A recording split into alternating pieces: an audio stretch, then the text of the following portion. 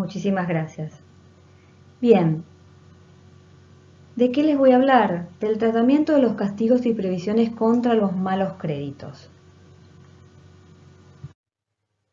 Dentro de las deducciones especiales de la tercera categoría previstas en el artículo 91 de la Ley de Impuestos a las Ganancias, texto ordenado del año 2019, que para los que todavía nos acordamos cuál es el anterior ordenamiento sería el artículo 87, indica en el inciso C que se pueden deducir los castigos y previsiones contra malos créditos en cantidades justificables de acuerdo con los usos y costumbres del ramo.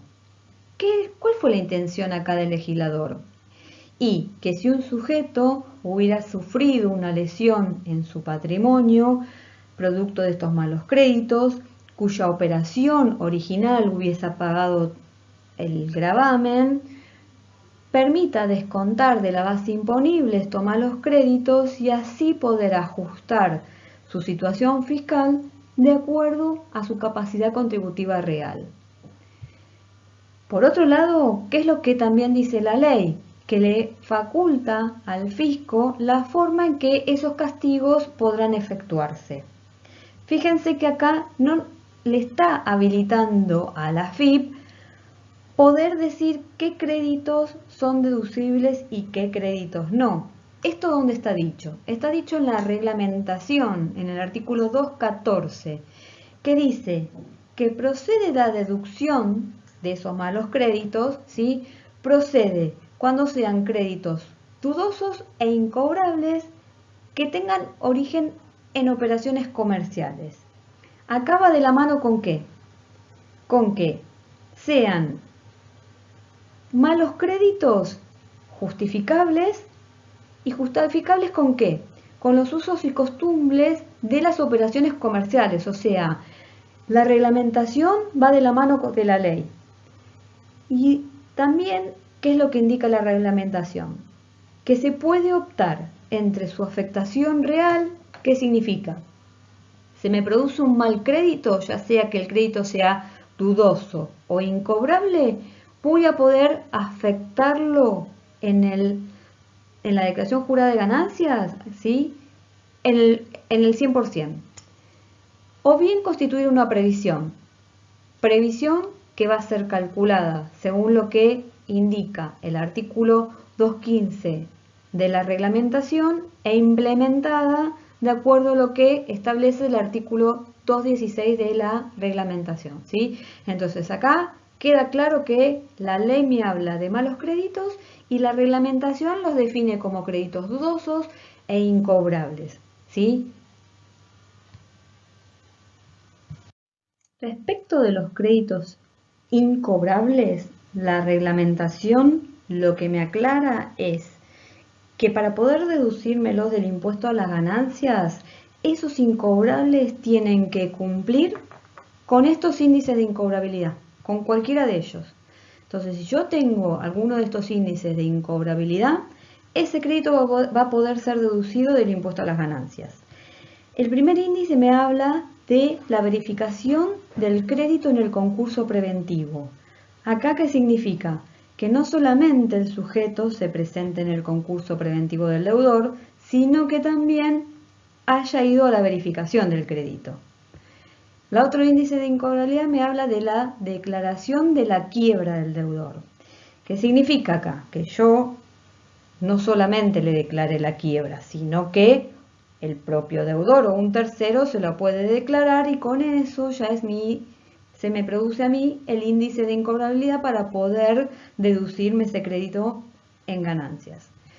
El otro punto es la desapelación fehaciente del deudor. ¿Sí? Y acá habrá que demostrar, comprobar que realmente, fehacientemente, ese deudor desapareció, ¿sí? Ya sea que se fue del país o que de alguna manera no es encontrado, pero si no es encontrado, realmente se tiene que demostrar que no es posible ubicarlo, ¿sí? También como índice de incobrabilidad me habla de la iniciación de acciones judiciales tendiente al cobro. Acá no basta con la simple carta documento, esto ya la jurisprudencia lo ha dicho, sino que le tengo que hacer el inicio de esa acción judicial. ¿Y qué pasa acá respecto de las mediaciones prejudiciales obligatorias? Esas mediaciones que están previstas por la ley 26.589. ¿Es un índice de incobrabilidad? Bueno, acá la AFIP, mediante la consulta vinculante la 58 del año 2019, ¿qué es lo que dijo? Que no es un índice de incobrabilidad esa mediación. Por lo tanto, no voy a poder deducirme ese crédito si está en esa instancia, ¿sí?, de mediación. El otro índice me habla de paralización manifiesta de las operaciones del deudor. Acá también, ¿qué va a haber que hacer? Va a haber que probar realmente, manifiestamente, que ese deudor paró, ya sea que yo vaya a la fábrica y la encuentre cerrada, o que vea que está tomada, o que vea que la empresa o la fábrica está en huelga, los empleados, ¿sí? Tiene que haber algo comprobable, manifiestamente comprobable, que realmente el deudor no puede operar. Y la última es la prescripción de ese crédito, ¿sí? La extinción de la acción por el transcurso del tiempo. También dentro de la reglamentación como incobrabilidad me permite deducir aquellos créditos con garantía, pero en la medida que le haya hecho el inicio de ejecución fiscal. Si yo hice ese inicio de ejecución fiscal, respecto de la proporción del crédito con garantía, lo voy a poder deducir. Ahora bien, si yo repaso todos estos índices de incobrabilidad, me voy a dar cuenta que respecto a algunos créditos resulta antieconómico ejercer esta acción, ¿sí? Entonces, ¿qué es lo que me dice también la reglamentación? Bueno, si vos tenés un crédito que se llama de escasa significación, un pequeño crédito, y que resulta antieconómico iniciarle alguna gestión judicial y que no lo podés calificar con ninguno de estos índices de incobrabilidad, bueno, si es un crédito de escasa significación, lo vas a poder deducir como incobrable, ¿sí? Como incobrable, en la medida que cumpla concurrentemente con los siguientes requisitos. Concurrentemente, el crédito no puede superar el monto de 45.000 pesos. ¿Sí? Este monto está previsto por la Resolución General 1457 de la AFIP y el monto se actualizó en el año 2018 por la Resolución General 4358. Aparte, el crédito no puede tener, tiene que tener, mejor dicho, una morosidad mayor a 180 días, ¿sí? Yo tuve que haberle notificado fehacientemente de la morosidad al deudor y, de ser posible, haberle cortado los servicios o dejado operar con él. Si cumplo con todo eso, va a ser un crédito considerado de escasa significación y, como tal, no necesito cumplir con ningún índice de incobrabilidad y me lo voy a poder deducir del impuesto a las ganancias. Ahora bien, ¿por qué le traje yo estos dos fallos? Porque sientan un precedente respecto de cómo poder deducirme los malos créditos que son considerados créditos dudosos, ¿sí? Acá lo que la Corte Suprema dijo en estos dos fallos, ¿sí? Ustedes tienen el material acá, yo se los explico. Que cuando la ley habla de malos créditos, la reglamentación los define a tanto los créditos dudosos como incobrables. Y que respecto de los incobrables, la reglamentación indica que tienen que cumplir con los índices de incobrabilidad. No así los créditos dudosos. Entonces, ahí lo que la jurisprudencia en estos dos casos dice es que respecto de estos créditos dudosos, también son malos créditos y permiten ser deducibles en la medida que cumplan con la operación comercial, ¿sí? de los sujetos y que aparte cumplan con los usos y costumbres del ramo y que esto sea justificable por alguna vía alternativa, ¿sí? ¿Y qué vía alternativa encontraron estas dos empresas? Bueno, en el caso de Banco Francés, la vía alternativa para justificar el poder deducir este crédito dudoso como mal crédito es que las normas dictadas por el Banco Central hace que las entidades financieras tengan que ajustar su contabilidad, sus cuentas de ganancias y pérdidas, ¿sí? ¿De acuerdo a qué? A lo que esas normas le dicten, ¿sí? Y dentro de una de esas normas, lo que les indica es cómo tienen que calificar los créditos, ¿sí? Y también les indican cómo constituir la previsión por algunos préstamos incobrables.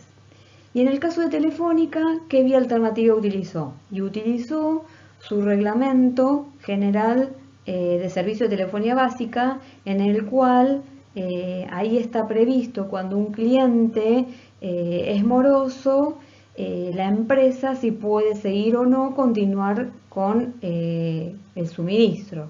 Entonces, con esas dos vías alternativas, la Corte le dio la razón para poder deducir estos créditos dudosos como malos créditos, ¿sí? Ahora bien, ustedes me van a decir, bueno, claro, estas empresas son empresas de servicios que tienen entes reguladores y entonces tienen vías alternativas justificables. Bueno, ojo, no siempre se les dio la razón a las empresas. En el caso, por ejemplo, de Aguas Argentinas, la Corte en el año 2016, en octubre, no le dio la razón a la empresa. ¿Qué es lo que hizo la empresa? Agarró y dijo, yo me voy a poder deducir como mal crédito considerando créditos dudosos a los cuales tengo una carpeta de mis abogados en donde están realizando gestiones judiciales. ¿Y qué le dijo la Corte? Bueno, sí, vos hiciste una carpeta, pero yo no veo o no está evidenciado el seguimiento de esas gestiones. Entonces, como la vía alternativa podía ser justificable, no consideró que sea sustentable. Y entonces por eso es que no le dio la razón en ese caso a Aguas Argentinas, ¿sí? Entonces, ¿qué quiero decir con esto? Que en la medida que yo tenga una vía alternativa para poder justificar los créditos dudosos, también van a ser considerados malos créditos y también van a poder ser deducibles del impuesto a las ganancias. De la misma manera que pueden ser deducibles los créditos incobrables que tienen índices de incobrabilidad. Ahora ustedes también me van a decir, bueno, pero no todo el mundo, no todas las empresas tienen reglamentaciones, ¿sí? Bueno, vuelvo a decir, ahí tendrá que ser de un hecho y prueba el demostrar que esa vía alternativa que yo estoy evidenciando justifica que es un crédito dudoso, ¿sí? Y que va a poder ser considerado como mal crédito.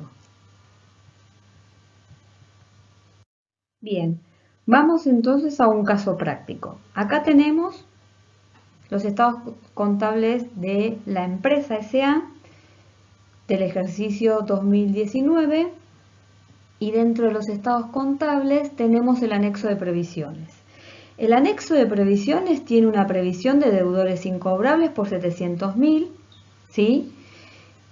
Dentro de ese anexo tiene aumentos por 400.000 y tiene disminuciones por 500.000. Y le queda como un saldo final de la previsión de deudores incobrables por 600.000. ¿Sí? Este es el anexo de previsiones contables. El ejercicio nos trae las siguientes aclaraciones. Contablemente, la empresa realiza los siguientes procedimientos. Respecto de los aumentos, cuando el crédito alcanza una antigüedad de 90 días, automáticamente se constituye la previsión a resultados. ¿Qué hace entonces? Contablemente, el aumento de la previsión es cuando ve que un crédito alcanza esa antigüedad de 90 días, se constituye la previsión. Esto desde el punto de vista impositivo, ¿es correcto? Si vemos en cuanto a los incobrables, ¿sí? No cumple con ningún índice de incobrabilidad. Y respecto de los incobrables por escasa significación, ya no está cumpliendo uno de los requisitos que tenga una antigüedad mayor a 90 días. O sea que desde el punto de vista impositivo, esta previsión que está contablemente haciendo la empresa no puede ser deducida del impuesto a las ganancias. Y respecto de las disminuciones, la empresa procedió a utilizar la previsión por verificarse la incobrabilidad de un crédito. Entonces, ¿qué hizo acá contablemente? Utilizó la previsión. Previsión que ya dijimos que la está constituyendo contablemente sin seguir los lineamientos impositivos. Entonces, tanto los aumentos como las disminuciones contables, desde el punto de vista impositivo, no siguen la misma suerte, ¿sí? Y entonces vamos a tener que, desde el punto de vista impositivo, todo lo que contablemente tengo en la contabilidad de la empresa lo voy a tener que impugnar, lo voy a tener que anular. ¿Para qué? Para yo poder tomarme realmente lo que impositivamente la ley de impuesto a las ganancias me permite deducir como mal crédito. Después me dice que la sociedad deduce impositivamente los incobrables reales. ¿Qué significa? Entonces, que no está constituyendo una provisión, sino que se me produce el incobrable y lo manda directamente como deducible en el momento que se me produce. Después me dice que la gerencia de la empresa informa el siguiente detalle de los créditos. ¿Sí? Este es el detalle que la gerencia me está haciendo respecto de los créditos que están en la contabilidad. Dice que el cliente pandemia ha decretado la quiebra con fecha octubre del 2019. El mismo mantenía una deuda con la sociedad de 100.000 pesos. ¿Qué pasa con este crédito? ¿Está cumpliendo con un índice de incobrabilidad? Sí. Pandemia se decretó en quiebra. Entonces, ¿este crédito me lo voy a poder deducir en el ejercicio como incobrable? Sí. Yo ya anulé todo contable, saqué todo lo contable, todos los aumentos, todas las disminuciones, todos los cargos a resultados que hubo contablemente, yo ya los tengo que limpiar. Y ahora voy a poderme deducir lo que impositivamente me dejan. El primero que me voy a poder deducir es esto porque cumple con el índice de incobrabilidad. El otro detalle de crédito que me dice es que luego de varios intentos y no poder contactar a Luis No Doy Más por su deuda de 50.000 pesos del mes de marzo, el 5 de junio fuimos a su negocio. Lo encontramos cerrado, vacío y con un cartel de inmobiliaria que dice vendido. Preguntando a los locales y vecinos, nos informan que producto de la crisis se fue a vivir a España No Doy Más. ¿Qué pasa respecto de este crédito? ¿Cumple con un índice de incobrabilidad? Sí. ¿Con cuál? Con la desaparición manifiesta del deudor. Yo acá fehacientemente estoy viendo que el cliente no lo pude ubicar, fui a su negocio, está cerrado, el local vendido y encima los vecinos me dicen se fue del país. Entonces, respecto de este crédito, impositivamente me lo voy a poder deducir del impuesto a las ganancias. Y el último crédito que me informa la gerencia es que el 3 de agosto se envía una carta documento al cliente cuarentena reclamando el saldo impago de 65.000 pesos. ¿Qué dijimos respecto de las cartas documentos? ¿Cumple con el índice de incobrabilidad? No. Y respecto del importe, ¿es un índice, cumple con el requisito de escasa significación? No. para que sea un crédito de escasa significación, tiene que cumplir con un importe menor a 45.000 pesos. Entonces ya con no cumplir con uno de los requisitos de los créditos de escasa significación, no me lo voy a poder deducir. Entonces ni como índice ni como crédito de escasa significación. Me lo puedo deducir como un crédito dudoso, que es lo que yo dije respecto de los fallos de corte de Telefónica y del Banco Francés, que los malos créditos son respecto también de los créditos dudosos, no solamente de los incobrables. Los incobrables van a ser malos créditos y para que van a poder deducir tienen que cumplir con índices de incobrabilidad. Pero respecto de los créditos dudosos, yo voy a tener que ir por vías alternativas para poder deducírmelo del impuesto a las ganancias. Acá, vía alternativa, mucha puedo llegar a no tener, como sí. Lo que sí me queda claro es que con el solo envío de una carta documento diciéndole al sujeto me estás debiendo, no lo puedo considerar como un moroso, ¿sí? Entonces, respecto de este crédito, por ahora no me lo voy a poder deducir del impuesto a las ganancias. Bien, entonces, dicho esto, ¿qué es lo que voy a tener que hacer? Bueno, voy a armar mi papel de trabajo, ¿sí? Para poder ver correctamente qué es lo que tengo que hacer en mi declaración jurada de ganancias. Y como les dije primero, voy a tener que anular todo lo que contablemente se hace porque no cumple, ¿sí? Con lo que la ley de impuesto a las ganancias me permite como deducción. ¿Sí? El cargo contable me lo voy a poder deducir. Acá cada uno el papel de trabajo lo hace como quiere, ¿sí? Algunos lo pueden hacer por el neto. A mí me gusta que el papel de trabajo se evidencien bien los números de dónde surgen, porque el día de mañana, si yo tengo que justificar, yo voy a saber que como mi papel de trabajo de mi declaración jurada de ganancias, lo que hice fue anular el cargo contable tanto de la constitución como de la utilización, importes que surgen de dónde, del anexo 3 de previsiones que vimos, ¿sí? Que estaban los aumentos y las disminuciones. Entonces, si yo el papel de trabajo lo tengo abierto así, el día de mañana ese papel me habla y me dice de dónde surgen los números. Y después, si ya anulé todo lo que impositivamente, ya anulé todo lo que contablemente tengo que descartar de mi estado de resultados, ¿sí? Porque en definitiva, acordémonos que para determinar el impuesto a las ganancias de una sociedad, ¿de qué se parte? Del resultado.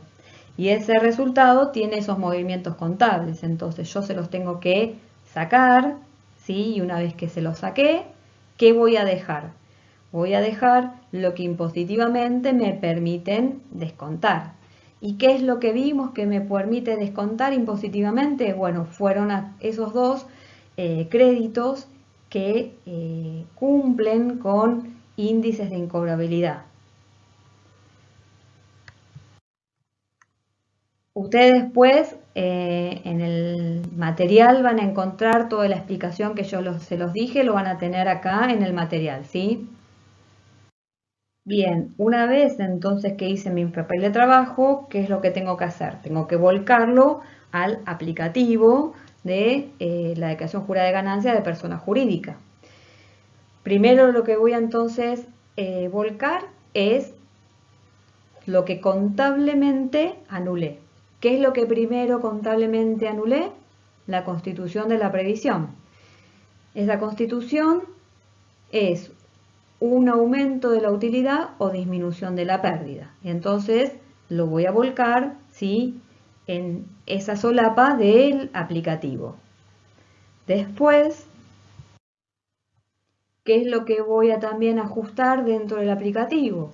Lo que en papel de trabajo determiné como anulación de la utilización de la previsión. Esa utilización de la previsión, lo que a mí me implica es una disminución de la utilidad o un aumento de la pérdida, ¿sí? Entonces va a ir a esa solapa de ajuste.